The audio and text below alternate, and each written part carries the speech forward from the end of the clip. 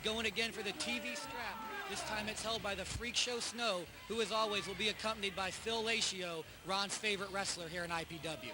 I told you already, Aaron, it's written in my contract, absolutely no gay references whatsoever when you're talking about the hardcore giant. Look at these two freaks.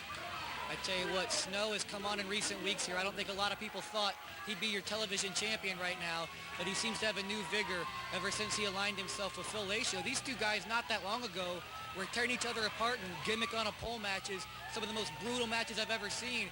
Now they seem to have comprised the new San Francisco Treats, and I don't know who's happier about that, Phil, Snow, or all the guys that Phil's not going after now that he seems to have the big man in his corner. You know, I was wondering what you were talking about the other week when you were talking about it, but that really is a pretty cool hat that Snow's wearing. Yeah, he got it from my closet. He said, Mastermind Aaron Royal, I know you have the coolest hats in the business. So I gave him that one. I figured it fit his gimmick really well. And as you can see, it looks great on the big man. That hat came out of your closet lately. Okay, Ron, no gay references on my part either, thank you very much. You swear that I pick on you, try to rib you or something in all these shows. I'm just here trying to call this great scientific encounter we have coming up between two great IPW competitors. This would be a main event at any gay porn Turkish sweatshop in any city. Oh, that's a wrestling cliche if I ever heard one. Gentleman Jim Bragg has his ass gently fondled by Phil Lacio, and he doesn't seem to enjoy it one bit. And that's why they call him the gentleman, Jim Bragg, who unfortunately, I might add, has once again got that terrible, terrible ailment that he suffers from time to time. Yeah, I was going to say, ever since his constipation problem started, Jim Bragg didn't like anybody messing with his ass, and that used to be his gimmick in the back, but now, unfortunately, with his illness, he can't do that anymore. Now, Devin Nash, you got to get me hooked up with whoever his agent is. This is about his 179th TV title shot, and he's in here trying to take it seriously, but Phil and Snow, they're playing around. This is nothing but playtime for him, but you see Snow. He's going to take that TV title home if he can. He's going to bring those 178-pound forearms crashing down on the back of Devin Nash, the stiffest bastard in IPW. He whips him in the corner, and he's going to follow him up very slow. I tell you what, Ron, you called Devin the stiffest man in IPW, and Phil and Snow heard you, and because of that, they actually challenged Devin to this match because it got him a little worked up.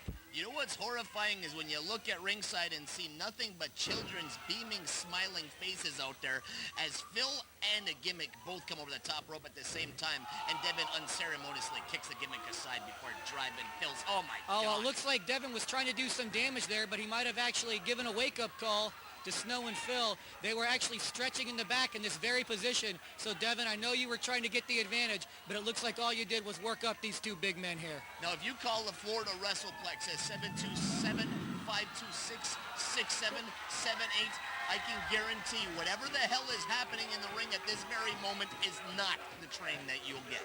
Ron, I tell you what, we've seen a lot of crazy stuff here in IPW. People that watch us know to expect the unexpected, but I got a feeling we'll get a few old school guys talking about that spot right there. Demolition Axe used to sit and curse the days that he had to feud with, he's got the testicular claw on Devin Nash. I don't know if he learned that from your X-Charge Jet Jaguar or not, but he had it on pretty tight there, and you could actually hear the screams of Devin Nash resonating here in the arena. That could not have felt very good. And plus, it's probably just a little unpleasant and embarrassing on top of it all.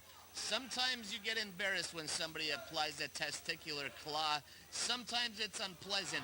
But then sometimes you hit your own referee across the head with a 1.5-inch gimmick and get dropped on your head for your troubles. Nice DDT by Devin. Is He's he trying to pin the wrong guy. Mouth?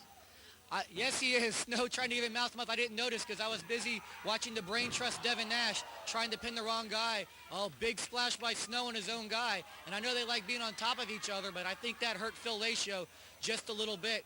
What in the world is this going on here? This is the most disturbing finish in the history of professional wrestling. Well, Jim Bragg counts to 3 as the other two guys on the mat count to 69, and we've got a brand new television champion after months and months, seems like maybe even years of trying. Devin Nash is your champion, and here comes the big man back. As Von Tankard said, Daddy's back. He was the ODD. Now it's not Dutch Mantel. That's Bad Boy Bradley. Bad Boy Jeff Bradley returning from a very successful year-long tour of the World Wrestling Council in Puerto Rico, where he tore up the entire Colon family, Carlos, Carly, and Polly. and now he's tearing up the new IPW champion, Devin Nash. I've got a feeling he doesn't really care about the TV title run. I have a feeling maybe somebody sent in this mercenary to do his dirty work on what you call the stiffest man at IPW. When Bad Boy Bradley's around, nobody else can claim that. Welcome to being the IPW television champion, Devin Nash. So much for being the stiffest bastard in IPW, Bad Boy Jeff Bradley. He's back from Puerto Rico, and he's beating the life out of you, champ. All right, Devin Nash down on a heap. There you see a great shot of Bad Boy Bradley on the ramp entranceway here for IPW. Devin Nash and everybody else here in IPW is going to have to reckon with this big man. And there you see Phil outside the ring looking like one of the village people. I don't know what he's about to do there, but that hat is pretty cute. That's actually his impersonation of Dead-Eye Dick. Okay, Dead-Eye Dick from WCW fans. We'll be right back after this.